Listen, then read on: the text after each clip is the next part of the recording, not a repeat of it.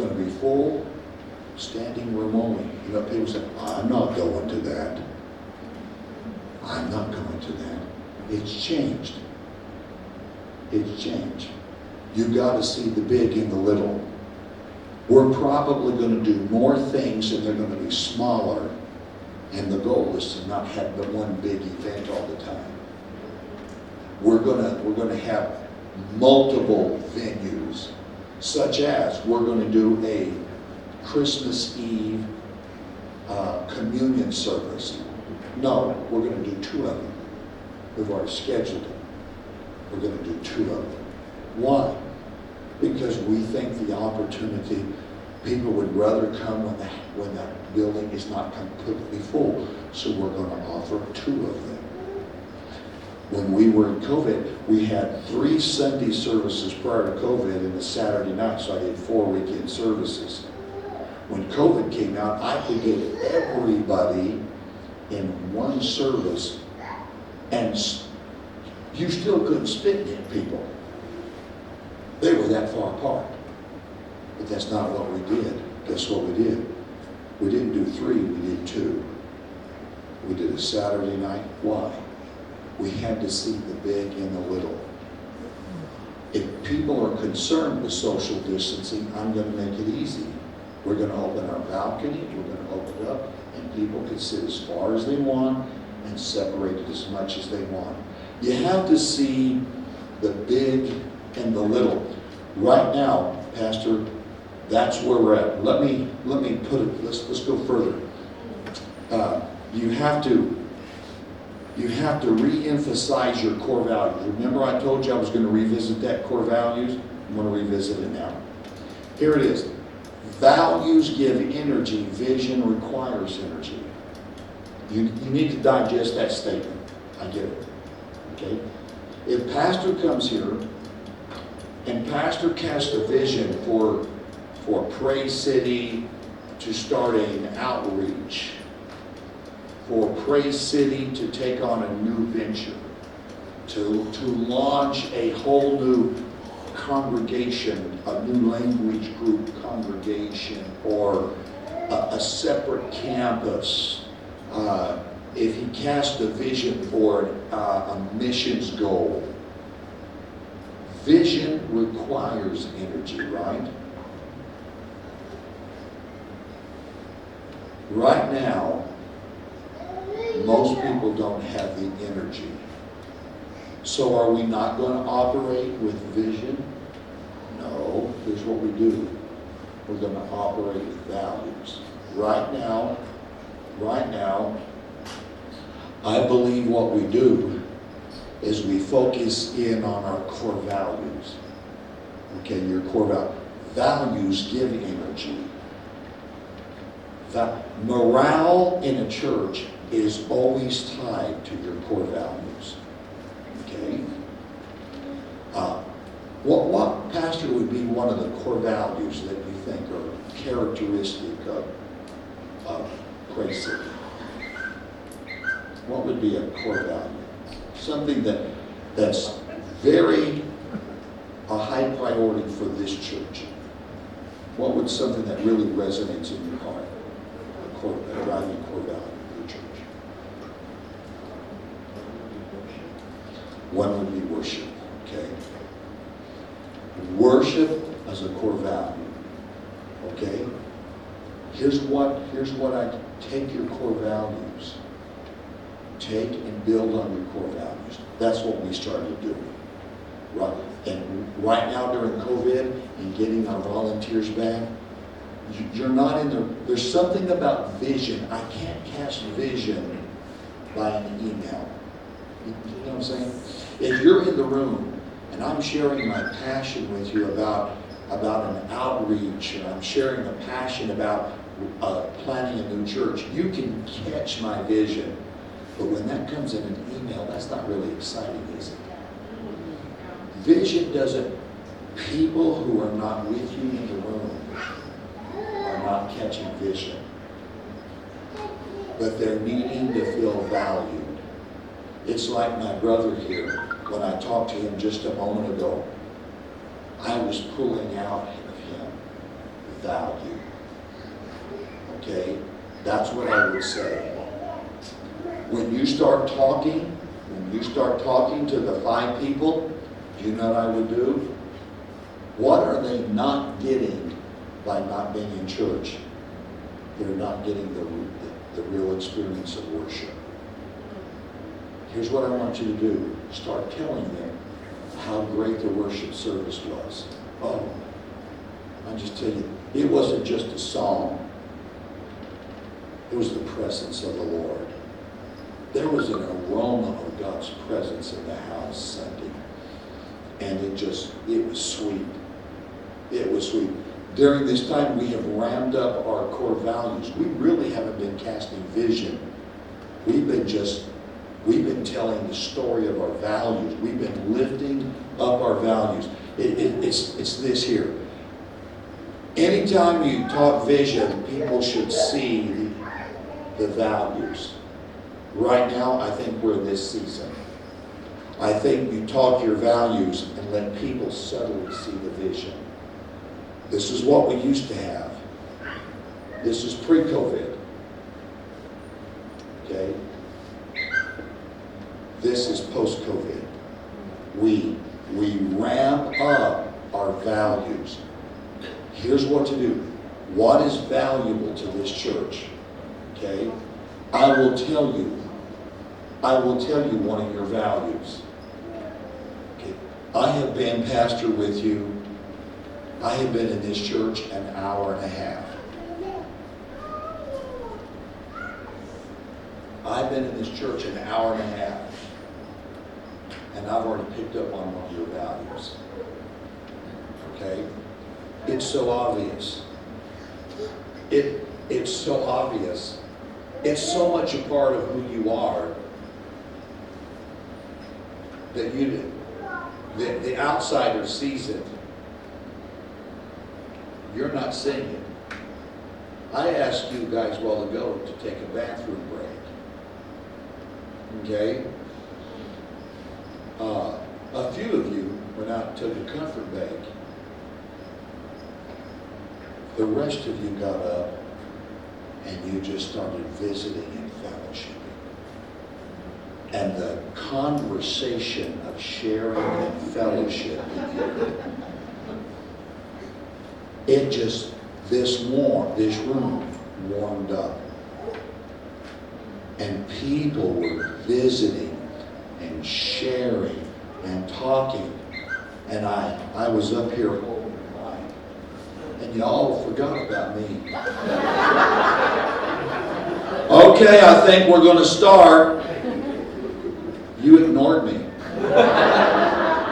Let's go ahead and start. And I started and the only reason you sit down is I just overtalked you. Because you were enjoying the fellowship. Do you know your community is great? What? It's so obvious to me. You guys value each other. The community and the connection and the fellowship here. You just value that. Wow. People who are not coming are not getting that. Yeah.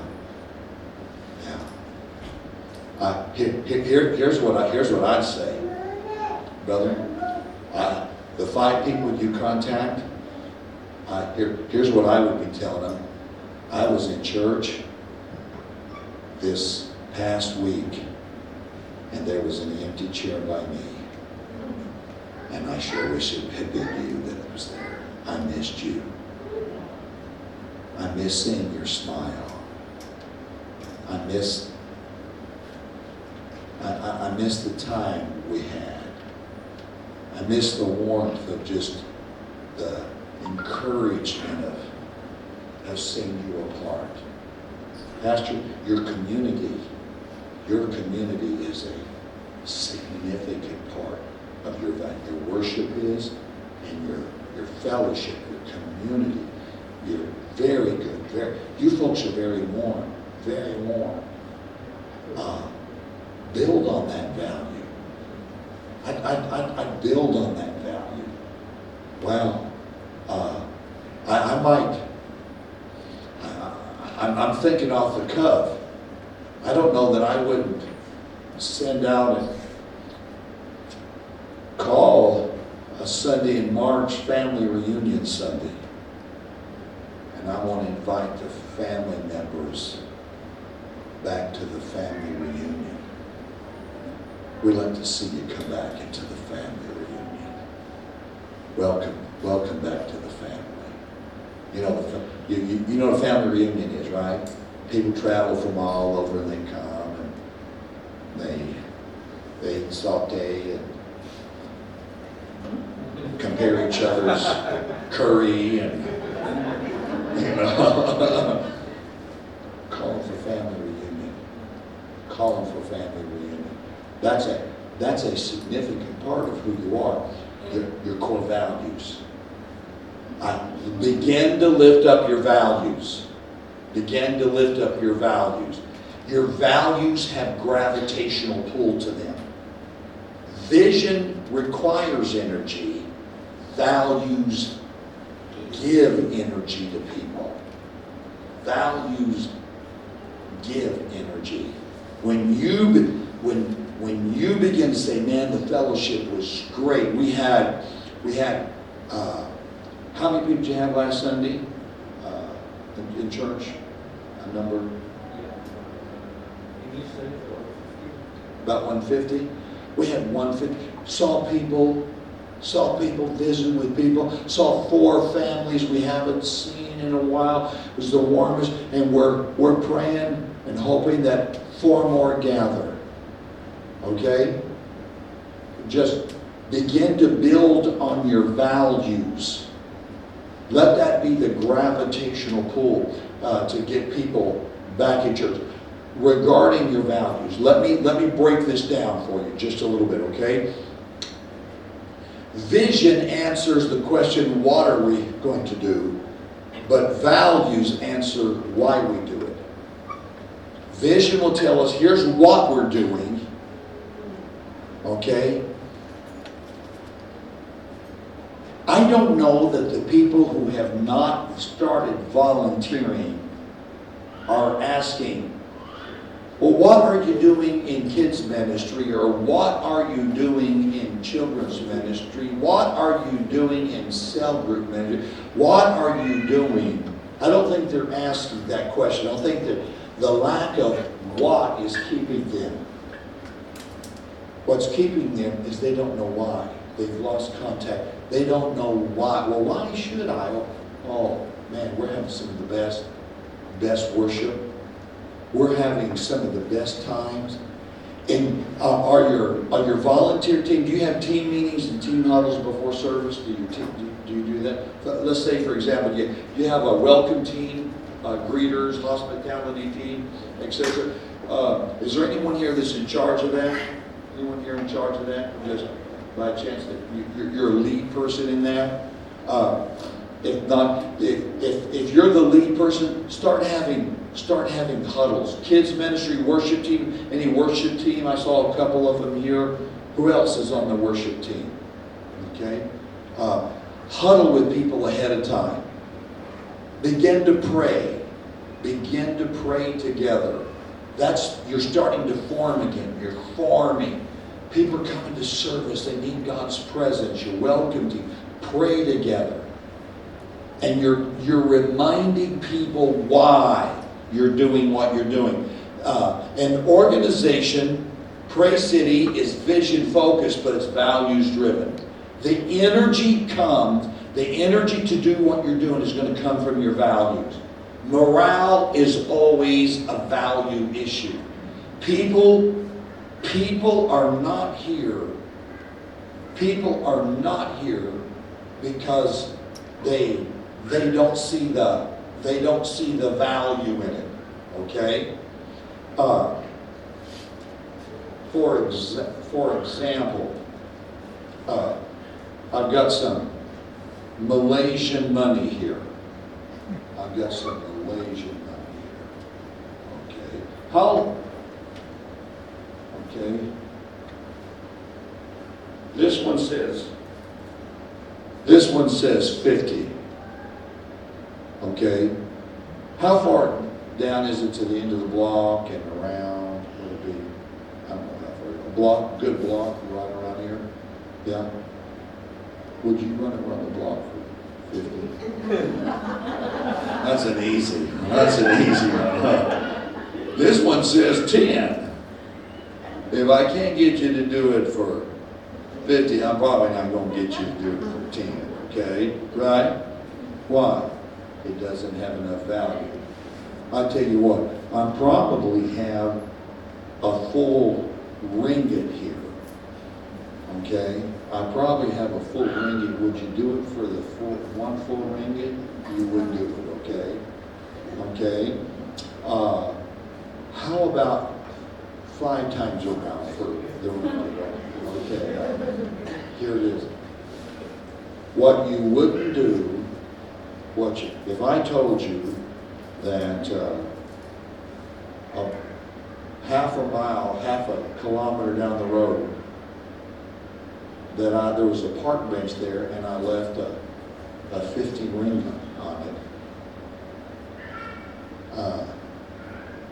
you probably wouldn't go down for it. But if I tell you I accidentally left my wallet down there and it had 300 ringgit in there, you can have half of it, you go get it. You're running down there, right? Yes. Here's it. I can motivate you if the value is enough. Somehow your volunteers do not see the value. They are not coming out from the value, and it's not ringgit. It's called the law of equivalent exchange.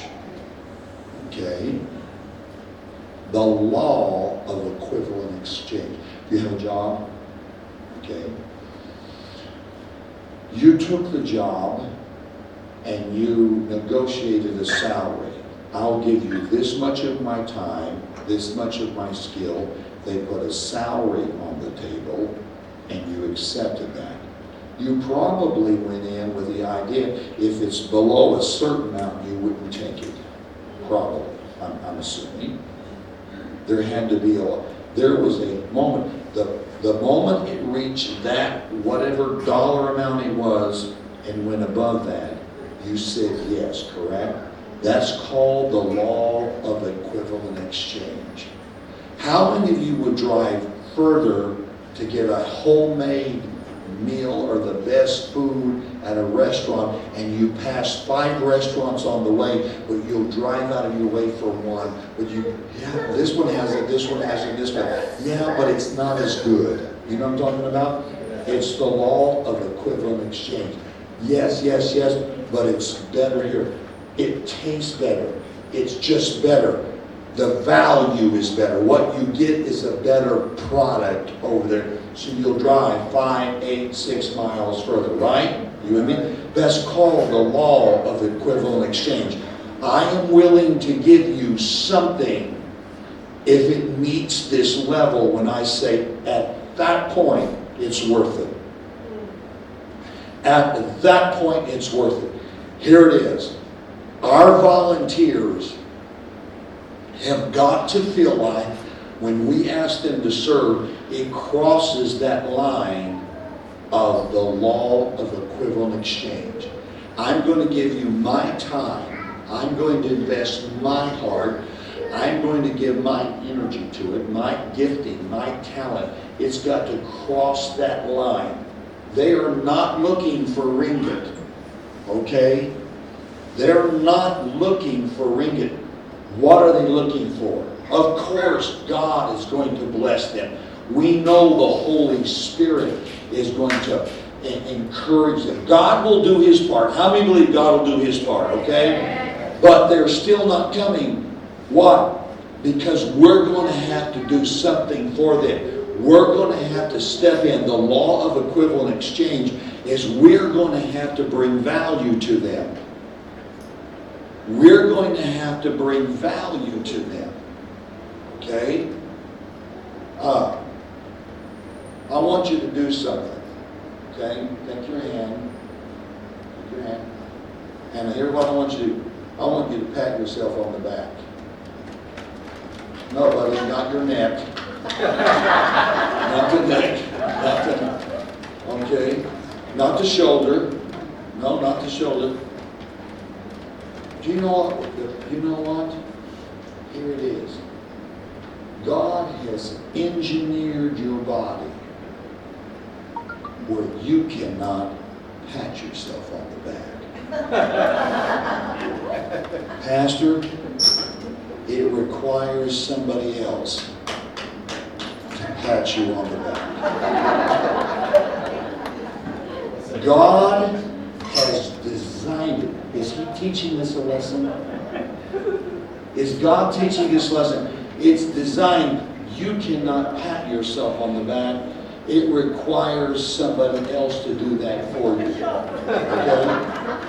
Yeah. There's some things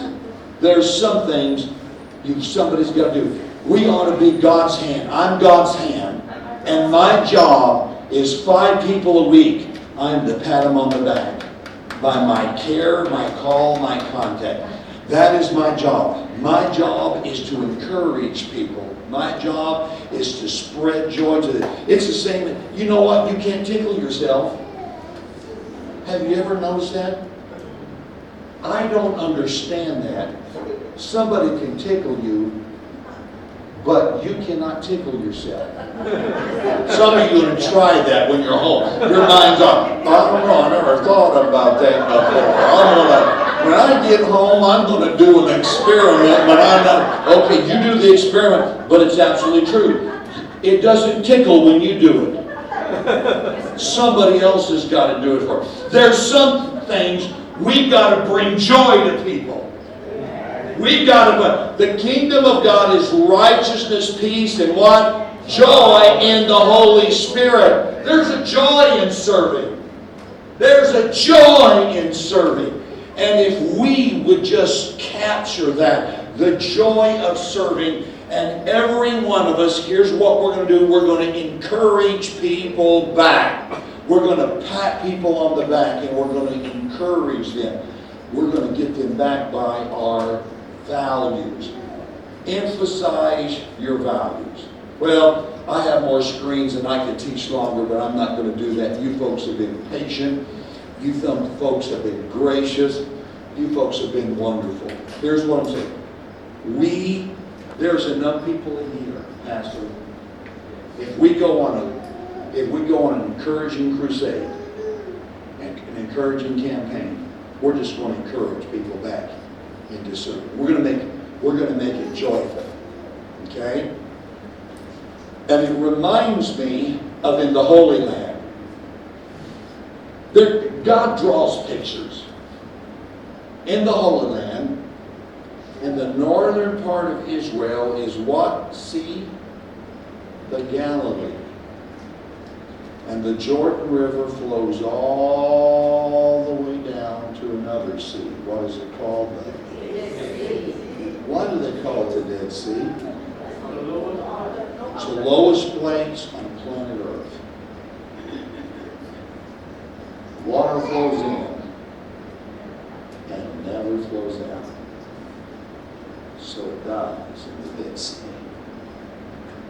Okay? With that in mind, somebody wrote, there is a story that is so grand, it is about 2 seas in the Holy Land. One is a sparkling sapphire jewel. Its waters are clear, clean, and cool.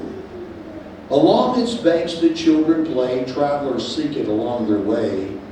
Nature so lavishly gave its choicest gems to the Galilee.